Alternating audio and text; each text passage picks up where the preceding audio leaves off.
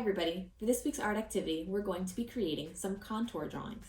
And a contour drawing is a kind of drawing where basically you're just looking at the shapes of the objects and drawing their outlines. You're not going to be shading in details and using different values. It's basically an outline drawing. And there are two kinds of contour drawings we're going to be working on today. The first kind, which is a regular contour drawing, is again made by looking at the shape of the objects and drawing the outline as you see them. A blind contour drawing, which is the other kind we're going to be making today, is the same thing except you don't get to look at your paper while you work. So what you see at the end might be a bit of a surprise. For today's activity, you're going to need a couple different things.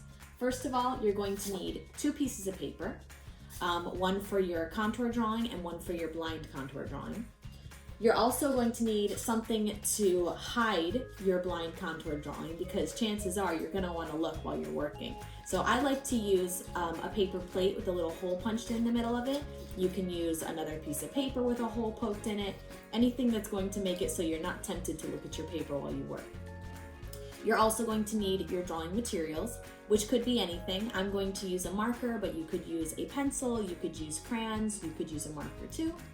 And you're also going to need the objects that you're going to draw. So you're going to set up a little still life with 3 or 4 different objects that you find around the house. I'm going to use this plant, I'm going to use a cup, and I'm going to use a pair of sunglasses that I've kind of set up in a way that I think looks nice. So once you have all of your materials, it's time to get started. All right, I have gathered my materials and I'm ready to start my blind contour drawing. First thing you're going to need, again, is your piece of paper, your drawing tool, so in this case I'm using a marker, and something to hide your drawing from your view. So I'm using this paper plate with a little hole punched in it, which I'm going to put my marker through so that while I'm working, I won't be able to see my paper. When you make your blind contour drawing, there are 2 main rules. First thing is, no peeking. Second is that while you work, you should not be lifting up your drawing tool at any time. So you're going to keep your drawing tool connected to your paper, and in the end, your drawing will be made with one long, continuous line.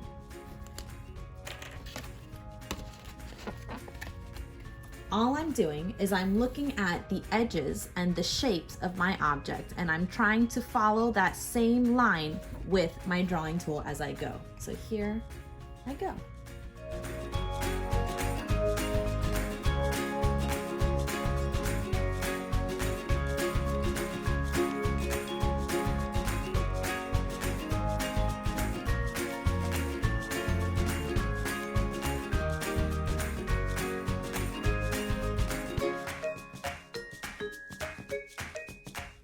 So I am finished with my blind contour drawing, and it's pretty silly looking.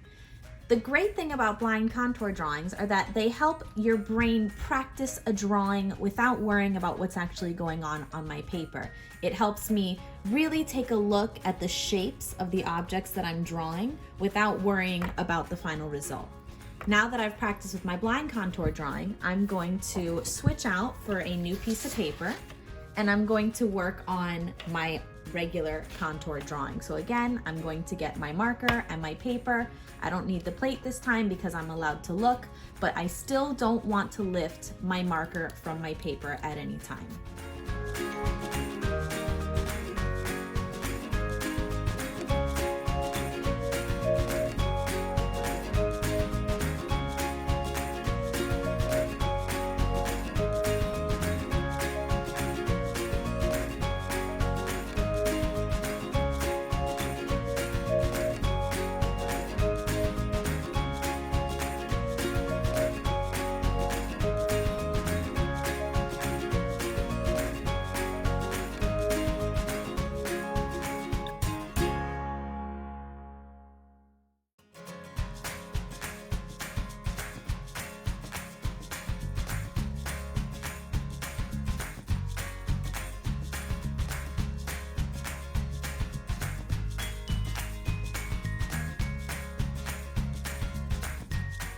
I have finished my contour drawing, and again, I followed along the shapes of my objects without ever lifting up my marker. Even if there were times when I wanted to get from one side of the paper to the other, without lifting up my marker, I would trace along the edges of my objects until I got to the spot where I wanted. Now that I've finished with the drawing, I'm going to color.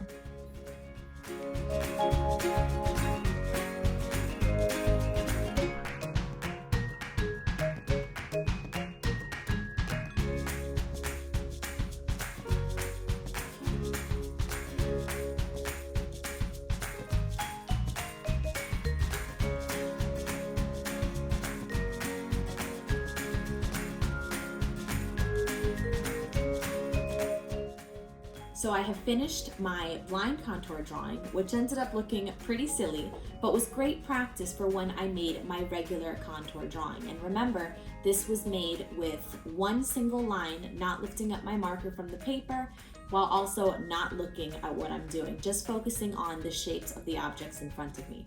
So when I finished this, I moved on to my regular contour drawing where I could see my paper. And after I finished the drawing itself, I finished it off by coloring it. And again, you can color it with any materials you have at home, crayons, markers, highlighters, paint, whatever you choose. I cannot wait to see how they come out.